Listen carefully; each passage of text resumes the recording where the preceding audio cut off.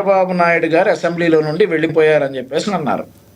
చంద్రబాబు నాయుడు గారు మా పార్టీ 23 సీట్లు గెలిచినప్పుడు నలుగురు పార్టీలో నుండి వెళ్ళిపోయాక 19 మంది మాత్రమే మిగిలినప్పుడు 18 మందిని సస్పెండ్ చేస్తే ఒకే ఒక్కడు మీ అందరికీ సమాధానం చెప్పాడు అసెంబ్లీలో. సో మీరు రాజకీయంగా విమర్శిస్తే ఆయన ఎప్పుడూ కూడా వెళ్ళలా.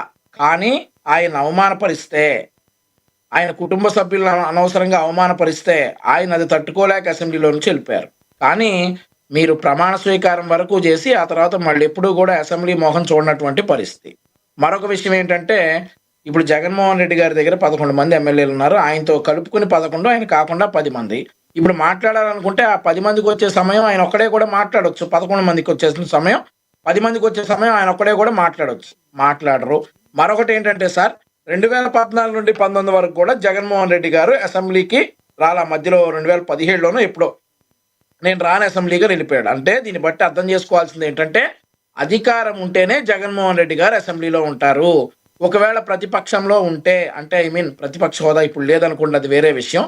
అది కనుక అధికారం లేకపోతే అసెంబ్లీలో అధికార పక్షాన్ని ఎదుర్కొనేటటువంటి ధైర్యం లేని వ్యక్తి జగన్మోహన్ రెడ్డి గారు ఇక్కడ. సో ఆ ధైర్యం లేకనే ఒక వంక ఏదైతే 2017లో ఒక వంక వెతుక్కుని అసెంబ్లీలోంచి బాయ్కాట్ చేశారో, ఇప్పుడు ఏమీ దొరక్క మాకు ప్రతిపక్ష హోదా ఇస్తేనే అసెంబ్లీకి వస్తామని చెప్పేసేటటువంటి ఒక వంక అనమాట. అధికారం లేకపోతే అసెంబ్లీకి రాలేని వ్యక్తులు. ఆ రోజు చంద్రబాబు నాయుడు గారు ఒక్క వ్యక్తి ఉన్నా కూడా మిమ్మల్ని ఎదుర్కొన్నాడు, మీకు సమాధానం చెప్పినటువంటి వ్యక్తి చంద్రబాబు నాయుడు గారు. కానీ ఈ రోజు పరిస్థితులు ఎలా ఉన్నాయో కూడా చూసుకోవచ్చు. మరొకటి ఏంటంటే, ఇప్పుడు అసెంబ్లీ సాక్షిగా సార్, ఇప్పుడు ఆ అసెంబ్లీలో నుంచి వచ్చేటటువంటి జీతభత్యాలు తీసుకుంటా ఉన్నారు, ల్యాప్టాప్లు తీసుకెళ్లారు, అన్నీ చేశారు. అలాగే వైకుంఠ ద్వార దర్శనాల్లో ఎమ్మెల్యే లెటర్లు పెట్టేసి దర్శనాలకు కూడా వెళ్ళినటువంటి పరిస్థితి. మంచిదే, వాళ్ళకు ఉన్నటువంటి ఫెసిలిటీస్ అన్ని వాడుకుంటా ఉన్నారు. అలాంటప్పుడు ప్రజలు గెలిపించి మా సమస్యలు అసెంబ్లీలో ప్రస్తావించండి అని అన్నప్పుడు అసెంబ్లీకి ఎందుకు రావట్లేదు అనేదే క్వశ్చను. సరే, ఆ తర్వాత ఇప్పుడు కొత్తగా మరొక వాదన ఏంటంటే, ప్రతిపక్ష హోదా ఇప్పుడు జగన్మోహన్ రెడ్డి గారు చెప్తున్నటువంటి అసలు ఇష్టం వచ్చినట్టు మాట్లాడతారు, తిడతారు. అవన్నీ తిట్టరు. కుటుంబ సభ్యుల పేరు తీసుకురారు, కుటుంబ సభ్యుల వ్యవహారాలు తీసుకురారు అసెంబ్లీలో. కేవలం మీరు 2019 నుండి 24 వరకు చేసినటువంటి స్కాముల గురించి ఎక్స్పోజ్ చేస్తారు. వాటికి మీరు ఖచ్చితంగా సమాధానం చెప్పాలి. మీరు చేసినటువంటి దుర్మార్గాల గురించి, దౌర్జన్యాల గురించి ప్రతిసారి అసెంబ్లీలో నిలదీస్తాం. అండ్ మేము చేసినటువంటి డెవలప్మెంట్ సాక్ష్యాధారాలతో సహా చూపిస్తాం. వాటిని ఎదుర్కోలేక మీరు అసెంబ్లీలోకి రాకుండా ఇట్లాంటి వంకలన్నీ చెప్తా ఉన్నారనమాట. ఆ తర్వాత జగన్మోహన్ రెడ్డి గారు ఏంటి సార్ అడిగారు, పాదయాత్ర చేసి పబ్లిక్లో ఉంటారా? సెకండ్ టాపిక్ మీరు అడిగింది లక్ష్మీనాథ్ గారు, అదే కదా? అవునవును, 1.5 year పాటు పాదయాత్ర చేస్తాం, మరొక 1.5 yearలో అధికారంలోకి వస్తాం, కళ్ళు మూసుకుంటే అయిపోతుంది. జగన్ మీరు కూడా విన్నారు కదా. దానికంటే ముందు కూడా జగన్మోహన్ రెడ్డి గారు ఇంకొక విషయం కూడా అన్నారు. ప్రతి సర్వేలో అసలు కూటమి అయిపోయింది, ఇక ఎప్పుడు ఎన్నికలు పెడితే అప్పుడు జగన్మోహన్ రెడ్డి గారే ముఖ్యమంత్రి అట. ప్రతి సర్వేలో అంటే కూటమి అయిపోయిందట, ఇక ఎప్పుడు ఎన్నికలు పెడితే అప్పుడు జగన్మోహన్ రెడ్డి గారే ముఖ్యమంత్రి అట. నేను పోయినసారి కూడా చెప్పా, ఎందుకు సార్ మేమేమన్నా రాగానే రాజధాని ఆపేశామా? మేమేమన్నా రాగానే ప్రజావేదికలను బిల్డింగులు కూల్చేసామా? మేమేమన్నా రాగానే అన్నా క్యాంటీన్, నిరుపేదలకు అన్నం పెట్టేటటువంటి అన్నా క్యాంటీన్లు రద్దు చేశామా? మేమేమన్నా సంవత్సరానికి ఒకసారి డిఎస్సి ఇస్తామని చెప్పి ఇవ్వకుండా చేశామా? మేమేమన్నా జగన్మోహన్ రెడ్డి గారి లాగా దళితుల మీద దాడి చేశామా? మేమేమన్నా జగన్మోహన్ రెడ్డి గారు సొంత పార్టీ ఎంపీ కాళ్ళు ఎరగొట్టినట్టు, ఆయన మాట వినకపోతే ఆయన కాళ్ళు కందేలా లాకప్లు వేసి కొట్టినట్టు మేమేమన్నా కొట్టామా?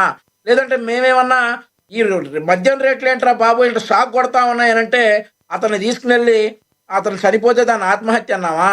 లేదంటే మేమేదన్నా 27 మంది జంగారెడ్డి గూడెంలో చనిపోతే అసెంబ్లీలోకి వచ్చి ముఖ్యమంత్రి గారు ఏమన్నారు సార్ అప్పుడు? ఇవన్నీ సహజ మరణాలు అన్నావా? ఇట్లాంటివి అన్నా మేమన్నా అన్నామా? మేము అక్కడ ఎక్కడ అనలా.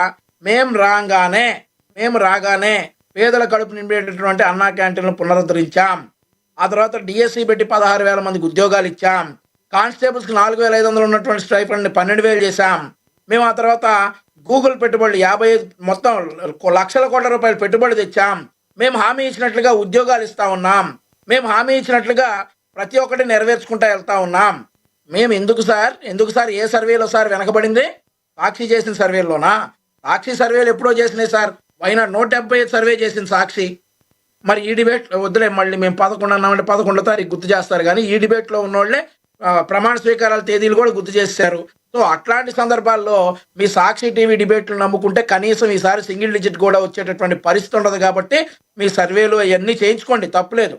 కానీ ఈ సర్వేల్లో మేము వచ్చేసాం, అన్నట్టే కదా మీ మంత్రి మండలి సమాధానం చెప్పండి. ఒక్క నిమిషం వంశీకృష్ణ గారు, మీరు అనుకున్నట్టే కదా మీ మంత్రి మండలిలో ఉన్న మంత్రులు కానీ లేదంటే ఎమ్మెల్యేలు గారు అన్నీ 100% చేస్తుంటే చంద్రబాబు గారు కొన్ని ఏవైతే మార్కులు ఇస్తున్నారు చూసారా, ఈ మార్కుల్లో ఎందుకు సెంటుకు సెంటు ఎవరలేకపోతున్నారు అంటే ఇంకొన్ని చేయాల్సిన బాధ్యతలు ఉన్నాయి, ఇంకా సరిగ్గా చేయాలని మీరు కూడా భావిస్తున్నారా?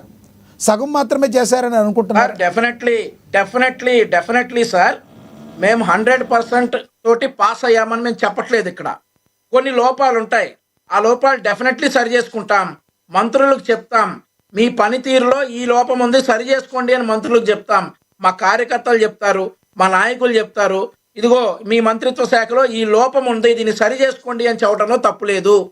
అది సరి చేసుకొని మేము ప్రజల్లోకి వెళ్తాం. కానీ గతంలో ఎలా ఉంది సార్ పరిస్థితి?